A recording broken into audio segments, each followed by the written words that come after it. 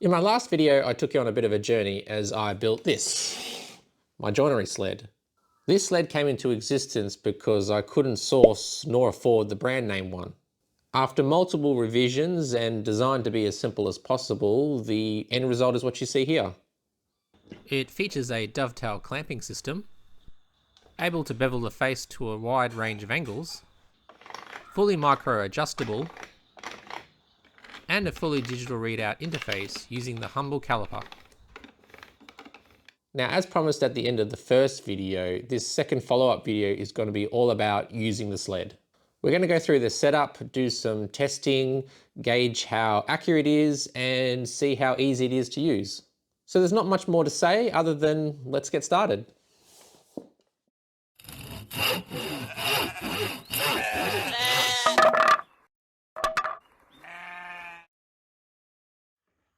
So before we delve straight into it, we just have to do a few setup steps. So the first step is to square up the mounting face so our sled is at a right angle to the tabletop.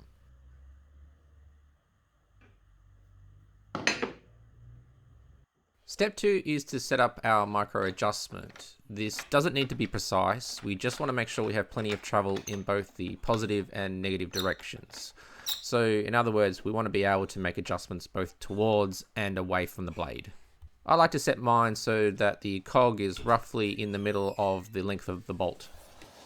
Step 3 is to adjust the mitre bar to the sled, or the sled to the mitre bar, whichever way you want to look at it. So I've loosened it here, and as you can see, we have quite a bit of play here, so we can do quite extreme adjustments. So you could also even potentially use this to do some basic tapering. So if you wanted to do a taper cut, you could certainly set something up to do that. However, what we want is a perfectly square face to the blade. And there's a couple of ways to do it. So the easiest way, or one of the easiest way to do it, is to simply use your existing table saw fence. So align the table saw fence up to the zero clearance or the kerf of your blade, and then push the sled up to meet the fence, and then we can lock that in. And what that enables us to do is to ensure that the sled is nice and parallel to our blade. So presumably, as long as your fence is parallel to your blade, then your face should be parallel to your blade. So if we just raise our blade now,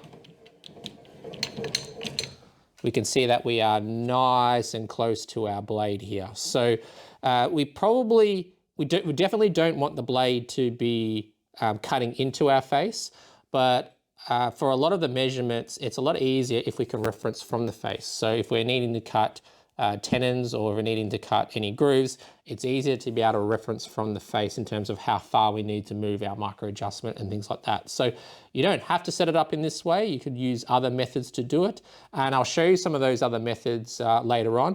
But for now, I'm going to reference the face. I'm going to have the blade up against it, just gently kissing it so that we know that we're referencing from the face. The last step is to adjust the fence here. So our fence that is mounted to the face of our rig, it can actually go in all sorts of different angles. So if you're interested in maybe in the future doing some splines, if you're into your picture framing and you want to be able to do some splines or even angled splines, then something like this will be able to do that. However, we want our fence here to be perfectly square. So we just want to grab our square it up. I'm just going to raise our fence a little bit higher because the width of our material that we're going to be using, I don't want the blade to cut our fence. So I'm just going to set a height to the fence that's just above the width of our material. We're going to make sure that's square, and then we'll lock it down. And that's basically how we square up the fence. So we now have a square face, we have a square fence, we have our bevel set to the right 90 degree, we have our sled adjusted to our mitre bar so it's all nice and square, and our blade is aligned nice and smooth to the face of our sled. Right, so now with our setup out of the way, we can now talk a little bit about our first test. So the first joint we're going to tackle is the humble lap joint, specifically a half lap joint. It's a very common joint which is straightforward in concept but can be challenging to execute, so I'm going to show you how I cut this on the sled. So the first step is to raise the blade to match the width of our test piece. I'm simply using the feel of the top of the blade with my finger to align with the top of the workpiece. What you're effectively doing here is setting the length of the lap. Now with this kind of cut, you're almost certainly going to have some tear out on the exit of the blade, so I'm clamping an off-cut piece of wood to the fence to act as a sacrificial piece. Now because the joint is a mirror image, we can cut both workpieces at the same time. So here I'm clamping both workpieces to the sled. I'm using a small scrap offcut to help with spreading the clamping force.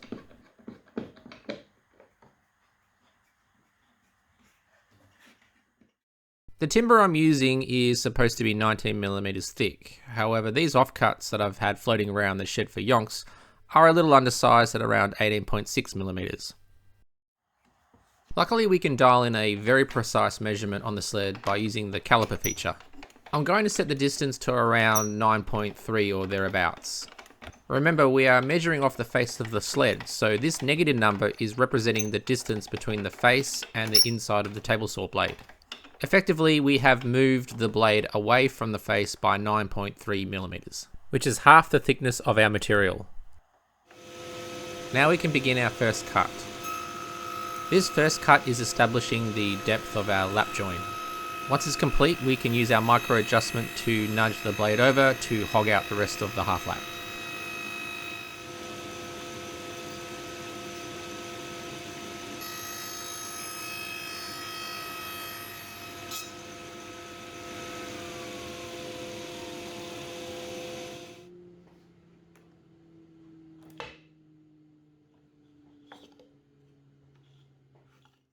The end result is a pretty accurate half lap join that is perfectly square and has a nice tight fit.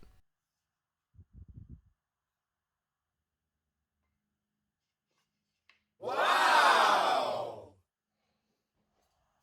Now the calipers can give you incredible accuracy, but alternatively you can also use spacers to achieve a similar result. There is a feature in the sled that will allow you to use spacers to set the distance from the face to the saw blade. The gap that you see here can also be used to represent the distance between the blade and the mounting face. You can use an existing workpiece to set the distance, or like I have, print out a spacer that you can use over and over again if you plan on doing the same type of cuts consistently. Using this spacer method, you could even create a series of shims that represent a profile of a cut or join you want to consistently make. Pretty cool if you ask me.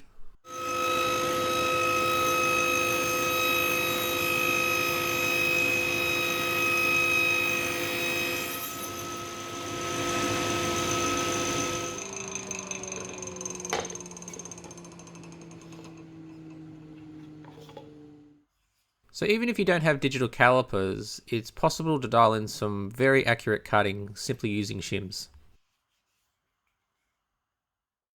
The second joint we're going to try here is called a bridle joint.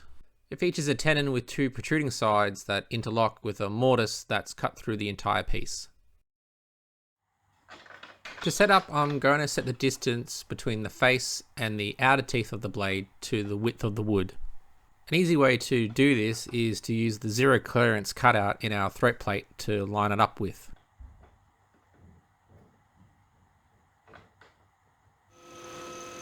We can then go ahead and set up for our first cut, cutting the first shoulder, flipping the piece around to repeat on the other side.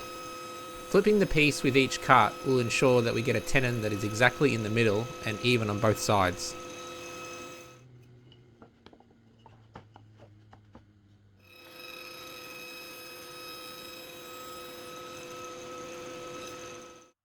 The thickness of the tenon I'm going for is 9mm, and the thickness of the blade is 4mm, so we need to take 1 more millimeter from each side of the tenon.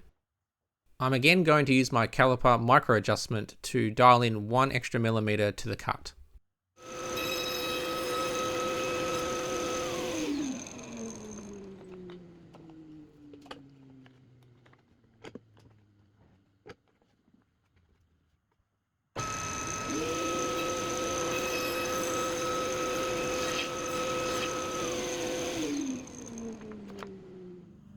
And just how accurate were we able to get that tenon?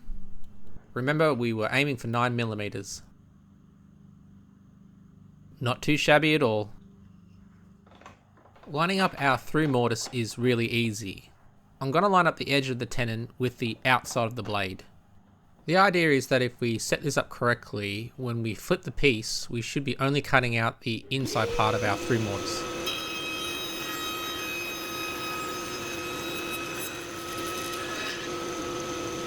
The micro adjust really is the VIP feature of this sled. It makes this type of cut so easy.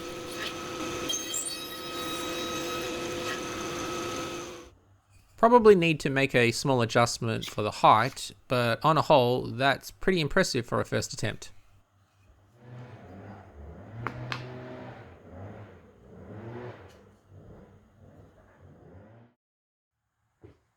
One of the things I'm finding out with this project is that it's constantly evolving as I get new ideas. While the original fence works great, I had the idea that maybe I could try some finger joints or box joints. This meant I really needed a better fence, so one evening in front of CAD and a couple hours of 3D printing, the net result is this, fence version 2.0.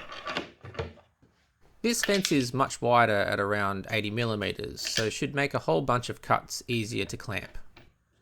Now if you're one of the special people who purchased my plans already that don't include this new fence, then don't panic. I'll be including it on my website for free, updating the original purchaser's plans to include the 3D print file for this.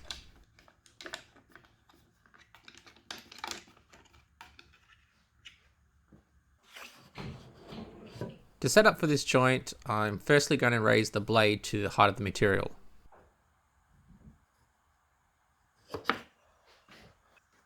And then adjust the height of our new fence so it's not going to touch the blade.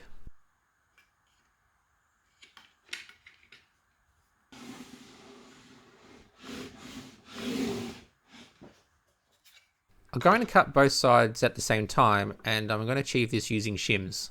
The yellow shim you see here is a 4mm one that is the same thickness as my table saw blade. Realistically, it doesn't have to be the same as your table saw blade, but for simplicity in this demo, I'm going to make the fingers that same distance.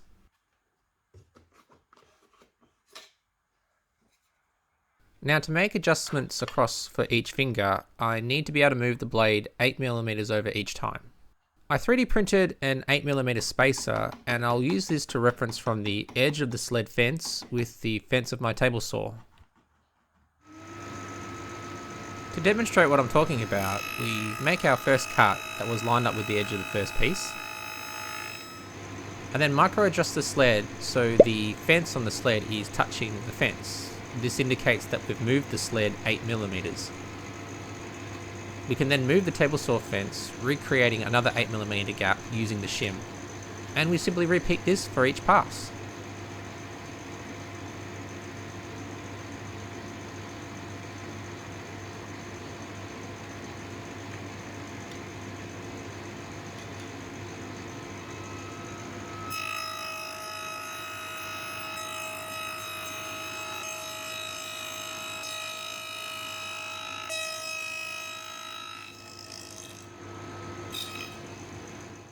Now of course you could use the digital caliper feature on the sled instead, or any other method such as the shim method that I showed you for one of the half lap joints. But I'm just showing you yet another way you can get accurate cuts on this sled with little to no measuring. Probably need to slightly adjust the table saw blade height here, but not a bad fit for the first attempt. A little bit of sanding and this will come up a treat. The glue will naturally swell the wood, so we don't want this to be too tight in the first place. Off camera, I also glued up the other joins as well.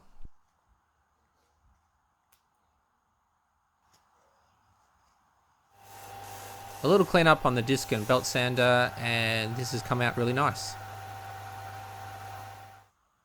And I'm also sure that it will look even more impressive with a nicer timber. And of course we have to complete the journey by applying a little bit of finish.